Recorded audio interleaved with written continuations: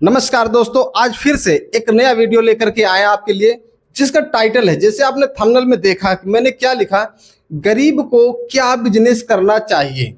देखो, हर एक व्यक्ति बिजनेस करना चाहता है। आज के समय में, आज की महंगाई में, आज की बेरोजगारी में हर एक व्यक्ति ये चाहता है कि हम कोई दिहाड़ी मजदूरी ना करके, कोई छोटे मोटे पैसे की नौकरी ना करके क्यों ना खुद का बिजनेस करें। लेकिन यदि अगर आप भी खुद का बिजनेस करना चाहते हो और आप गरीब हो, यानी आपके पास भी पैसे हमारी तरह थोड़े से कम हैं, ठीक है, लेकिन बिजनेस करना आप चाहते हो, तो आपको किन किन बातों को ध्यान रखना चाहिए बिजनेस को शुरू करने के लिए। तो आइए ज़्यादा देर न करते हुए आज इस वीडियो में आपको हम बताते हैं। मेरा नाम रामदयाल साहू और इस वीडियो में आपको स्वागत करता हूं। दोस्तों, हम आज पूरी बात बताएंगे कि आपको किस तरीके से बिजनेस को स्टार्ट करना चाहिए, कौन सा बिजनेस करना चाहिए, कितनी लागत से करना चाहिए और उससे इनकम क्या आना चाहिए। लेकिन उससे पहले सर्वप्रथम सबसे पहले नंबर एक आपको ये बात को याद रखना चाहिए कि जो बिजनेस आप करने जा रहे हो, क्या उस बिजनेस से आपका खर्च चलने वाला है कि नहीं। सर्वप्रथम सबसे पहले देखो, कहने का मतलब ये है कि मान लो कि आपने कोई ऐसा बिजनेस शुरू कर दिया, लेकिन उस बिजनेस से आपका खर्च नहीं निकल पाता। अगर आपका खर्च नहीं निकल सकता है तो फिर आप उस बिजनेस को कर नहीं सकते हैं लॉन्ग समय तक, क्योंकि आपने 1 महीने, 2 महीने, 5 दिन, 10 दिन, 3 महीने, 4 महीने करोगे और उसके बाद वो बिजनेस बंद हो जाएगा। नतीजा क्या निकलेगा कि जो आपने इन्वेस्टमेंट किया वो भी चला गया, आपका जो टाइम लगा वो भी चला गया, यानी हर तरीके से आपका नुकसान ही नुकसान हुआ। तो इसलिए सबसे पहले आपको कुछ प्लानिंग के साथ में काम करना चाहिए, प्लानिंग के साथ में बिजनेस को शुरू करना चाहिए। बगैर प्लानिंग के कोई काम करना नहीं चाहिए। तो आज हम आपको बताते हैं कि आप जो बिजनेस शुरू करने जा रहे हो, उस बिजनेस से सबसे पहले आपका खर्च चलने वाला है कि नहीं। खर्च में क्या चलने वाला, जैसे कि मान लीजिए कि आपका राशन का खर्च उससे निकल आना चाहिए, ठीक है। उसके बाद आपका दवा का खर्च, क्योंकि आप दवा की बात क्यों बता रहा हूं, दवा की बात इसलिए कह रहा हूं क्योंकि आज के समय में जो ये आज का युग चल रहा, भाई एक बार खाने के लिए आदमी चूक जाएगा, लेकिन दवाई बहुत अनिवार्य है। कोई ऐसा घर नहीं होगा जिस घर में दवा नहीं चलती होगी। हाँ, हो सकता है जन बाकी हो सकता है, लेकिन घर बाकी नहीं हो सकता। इसलिए राशन के साथ में दवा भी आज के समय में ऐड करना बहुत जरूरी है। अच्छा, राशन और दवा, इसके बाद आपका आता है कि आप अगर आपके घर में बच्चे हैं तो उनके पढ़ाई के लिए भी खर्च निकलने वाला है कि नहीं। अगर आपके घर में मोटरसाइकिल, कोई भी गाड़ी है, तो उसके लिए पेट्रोल के लिए पैसे निकलने वाले हैं कि नहीं। ये सारी बातें ध्यान देने की है। अगर आप कोई कर्ज ले रखे हो या गाड़ी ही ले रखे हो, कुछ भी, तो उसकी जो ईएमआई होती है, यानी कि किस्त, वो निकलने वाली है कि नहीं, ये भी ध्यान देने की बात है। और साथ में आपके रिश्तेदारों के यहाँ आने जाने के लिए खर्च भी चाहिए, यानी अनेकों प्रकार के इस तरीके के खर्च हैं। अब ये सारे खर्च आपके एक महीने के कितने हैं। भाई हम ये नहीं कहते कि आपका खर्च महीने का 10,000 है, हम ये नहीं कहते आपका खर्च 20,000। आपका खर्च कितना है महीने का, ये आप अपने हिसाब से जोड़ सकते हो, ठीक है। हमने आपको मोटा मोटा बता दिया कि ये सारी चीजें आपके खर्च निकलना चाहिए उस बिजनेस से जो आप करने जा रहे हैं। पहली चीज तो यहां से आपको ये डिसाइड कर लेना है कि मान लो हम एक मोटा मोटा ले लेते हैं कि आपका खर्च 10,000 रुपया महीने का है। अब आपका कितना है अपने हिसाब से आप देख लीजिएगा, कमेंट में आप बताइएगा कि आपका महीने का कितना खर्च है। अगर आप इस वीडियो से नहीं समझ पाते हैं तो उसके लिए फिर वीडियो मैं दूसरा आपके हिसाब का बना दूंगा, ठीक। तो मान लो हम यहाँ पर उदाहरण के तौर पे लेके चलते हैं कि 10,000 रुपए का आपका खर्च महीने का है। तो पहले तो ये देखना है कि जो बिजनेस आप करने जा रहे हैं, जो ये बिजनेस आप कर रहे हैं, इस बिजनेस से आपका महीने का 10,000 रुपए खर्च निकल पाएगा या नहीं निकल पाएगा, पहली चीज।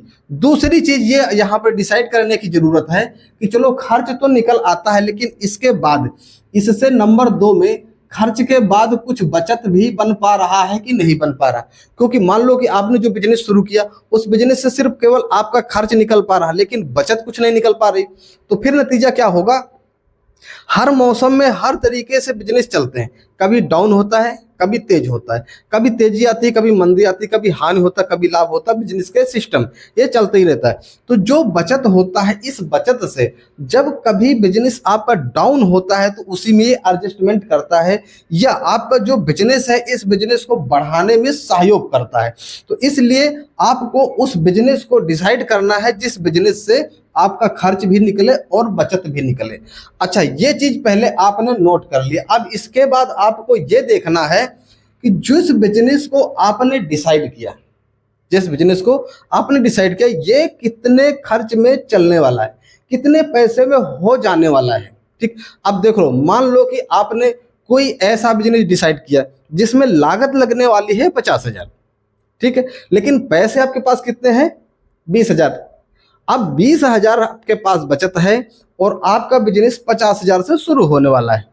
तो अगर 20,000 से आप उस काम को शुरू कर देते हो, ठीक है, और 50,000 से वो स्टार्ट होने वाला है, तो आपका बिजनेस चल नहीं पाएगा। क्यों नहीं चल पाएगा? क्योंकि उसकी सारी सामग्री, सारी व्यवस्थाएं आपकी कंप्लीट नहीं हो पाएंगी। जब कंप्लीट नहीं हो पाएंगी तो वो बिजनेस आपका पिट जाएगा, यानी जो आपने 20,000 लगाया वो भी चला जाएगा। तो इसलिए यदि अगर वो जो बिजनेस आप 50,000 से आपको शुरू होने वाला है तो उसकी जब पूंजी 50,000 हो जाए तब शुरू करें, या फिर आपने दूसरे बिजनेस का चुनाव करें।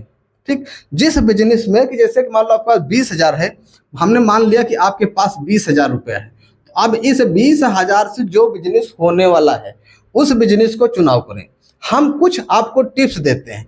नंबर 1, जैसे कि आप इतने पैसे से कौन सा काम शुरू कर सकते हैं, जैसे कि आप पानी पूरी का काम शुरू कर सकते हैं। ठीक, कहीं भी इसको कर सकते हैं, हर जगह पर ये चलता है और इससे आपका ये खर्च निकल जाएगा, इससे आपकी बचत भी आएगी। सिर्फ ईमानदारी से आपको करने की जरूरत है। अगर इतने पैसे आपके पास हैं तो इस पैसे से आप फास्ट फूड का कोई भी काम कर सकते हैं, फास्ट फूड का कोई भी काम कर सकते हैं, रेडी लगा करके बाजार से, है ना, या कोई जहां पर ज्यादा भीड़ भड़का होता वहां पर छोटा मोटा स्टॉल लगा करके भी आप काम कर सकते हैं। इतने पैसे से ये काम चल सकता है और इससे आपका खर्च निकल आएगा। अगला नंबर 3 पर आप इससे सब्जी का काम कर सकते हैं, इससे भी आपका खर्च निकल आएगा और आपका काम चल जाएगा, बचत भी आएगी। नंबर 4, इससे आप फल का काम कर सकते हैं, चाहे वो रेडी पर से, चाहे आप किसी मार्केट बाजार से भी कर सकते हैं, वहां से आपका ये खर्च निकल जाएगा।